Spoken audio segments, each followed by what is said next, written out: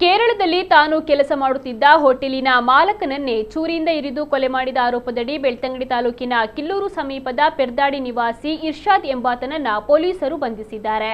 ಕೇರಳ ರಾಜ್ಯದ ಚಡಯಮಂಗಲ ಕೊರಿಯೋಡು ಸೈಸಿ ಎಂಬ ಹೆಸರಿನ ಹೋಟೆಲ್ ಉದ್ಯಮ ನಡೆಸ್ತಾ ಇದ್ದ ಮಾಲೀಕ ಶಕೀರ್ ಹುಸೈನ್ ಕೊಲೆಯಾದ ವ್ಯಕ್ತಿ. ಪೊಲೀಸರ ಪ್ರಾಥಮಿಕ ತನಿಖೆಯ ಪ್ರಕಾರ ಹೋಟೆಲಿಗೆ ಬರ್ತಾ ಇದ್ದ ಅಕ್ಕಿ ಮೂಟೆಯಲ್ಲಿರುವ 50, 100, 150 ರೂಪಾಯಿಗಳ ಕೂಪನ್ಗಾಗಿ ನಡೆದ ಜಗಳದಿಂದ ಈ ಕೃತ್ಯವೆಸಗಿದ್ದಾನೆ ಎಂದು ತಿಳಿದು ಬಂದಿದೆ. ಅಕ್ಕಿ ಮೂಟೆಯಲ್ಲಿ ಬರ್ತಾ ಇದ್ದ ಕೂಪನ್ ಒಟ್ಟು ಸೇರಿಸಿ ಮಾಲಕ ಶಕೀರ್ ಹುಸೇನ್ ಅವರಿಗೆ ಕೊಡಬೇಕಿತ್ತು. ಆದರೆ ಇರ್ಷಾದ್ ಕೂಪನ್ಗಳನ್ನು ತಾನೇ ಸಂಗ್ರಹಿಸಿಟ್ಟುಕೊಂಡಿದ್ದ. ಈ ಬಗ್ಗೆ ಮಾಲಕ ಶಕೀರ್ ಇರ್ಷಾದ್ ಬಳಿ ಪ್ರಶ್ನಿಸಿದ್ದಾರೆ. ಇಬ್ಬರ ನಡುವೆ ಮಾತಿಗೆ ಮಾತು ಬೆಳೆದು ಇರ್ಷಾದ್ ಚಾಕು ತೆಗೆದು ಮಾಲಕನ ಎದೆಗೆ ಬಲವಾಗಿ ಚುಚ್ಚಿದ್ದಾನೆ ಎನ್ನಲಾಗಿದೆ. ಕೊಲೆ ಮಾಡಿದ ನಂತರ ಆರೋಪಿ ಇರ್ಷಾದ್ ಬಟ್ಟೆ ಬದಲಿಸಿ ಅದೇ ಹೋಟೆಲ್ ಸಿಬ್ಬಂದಿಯೊಂದಿಗೆ ದ್ವಿಚಕ್ರ ವಾಹನದಲ್ಲಿ ಸ್ಥಳದಿಂದ ಪರಾರಿಯಾಗುವಾಗ ಪೊಲೀಸರು ಬಂಧಿಸಿ ವಿಚಾರಣೆಯನ್ನ ನಡೆಸಿ ನ್ಯಾಯಾಲಯಕ್ಕೆ ಹಾಜರುಪಡಿಸಿ ಬಳಿಕ ಕೊಲ್ಲಂ ಜೈಲಿಗೆ ಕಳುಹಿಸಿದ್ದಾರೆ.